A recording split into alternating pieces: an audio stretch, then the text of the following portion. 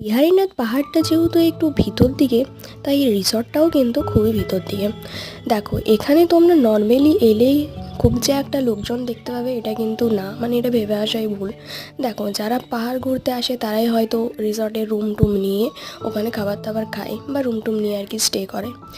আবার যদি ধরো কেউ ওয়েডিং প্ল্যান করে এলো যে এখানে প্রি ওয়েডিং শ্যুট করবো বা অ্যানিভার্সারি সেলিব্রেট করবো, এরকম ভেবেই কিন্তু ওরা বুক টুক করে আসে।